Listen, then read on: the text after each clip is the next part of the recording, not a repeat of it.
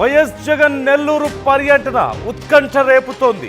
నెల్లూరు నగరంలో భారీగా పోలీసులు మోహరించారు. ప్రధాన రహదారులు కూడలలో చెక్ పోస్టులు ఏర్పాటు చేశారు. చెన్నై కోల్కతా హైవేలో సైతం పోలీసులు తనిఖీలు చేస్తున్నారు. జగన్ పర్యటనకు జనం రావద్దంటూ పోలీసులు వార్నింగ్ ఇస్తున్నారు.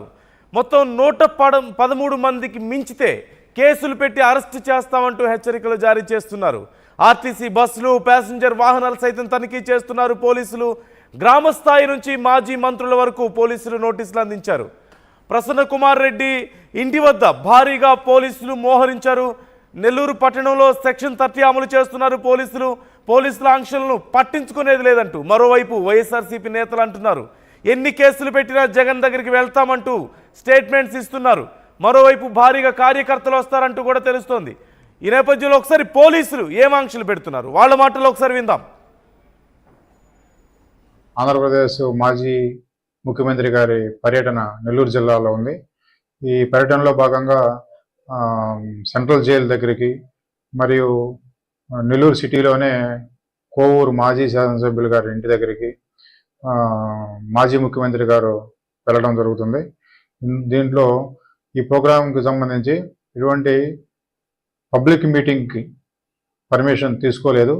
కాబట్టి ఈ 2 ప్లేసులు విఐపి గారు విజిట్ చేసేటువంటి 2 ప్లేసులు, ఒకటి ట్రాఫిక్ దృష్టిలో పెట్టుకొని మరియు ఆ జైలు దగ్గర హై సెక్యూరిటీ జోన్ కాబట్టి దాన్ని దృష్టిలో పెట్టుకొని ఈ పబ్లిక్ మొబిలైజేషన్ అనేటువంటిది ఉండకూడదని చెప్పేసి, మొబిలైజేషన్ కూడా ఎటువంటి పర్మిషన్ లేనందున మొబిలైజేషన్ చేయకూడదని చెప్పేసి పోలీస్ తరఫున పార్టీ కార్యకర్తలు కానీ నాయకులు కానీ తెలియజేస్తున్నాం.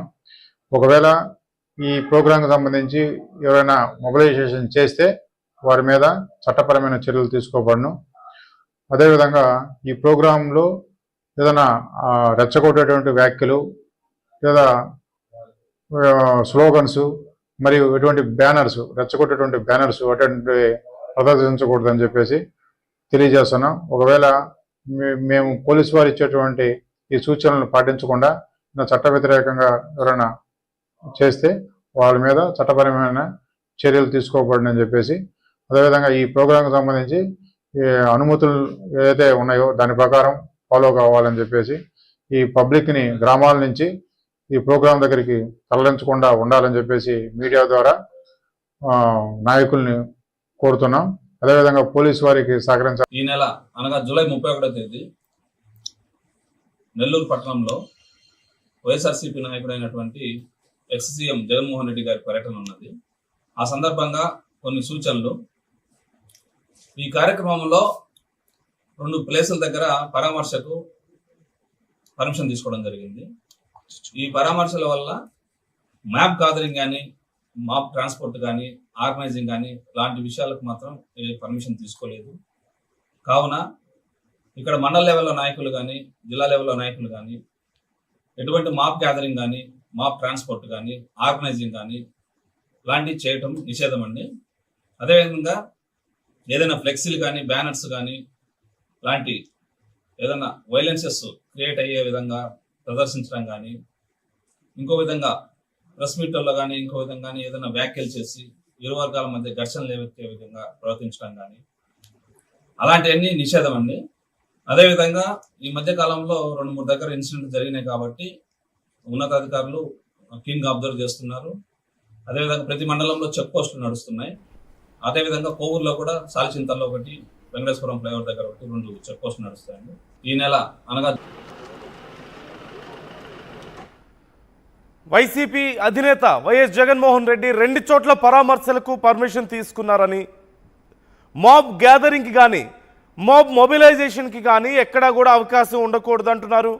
అలాగే ర్యాలీలకి అవకాశం లేదు, అలాగే పబ్లిక్ స్పీచ్లకు అవకాశం లేదు, ఎలాంటి ఉద్రిక్తతలను రెచ్చగొట్టేలా ఎలాంటి బ్యానర్స్ కానీ పోస్టర్స్ కానీ ఉండకూడదు, ఎలాంటి స్లోగన్స్ ఉండకూడదు.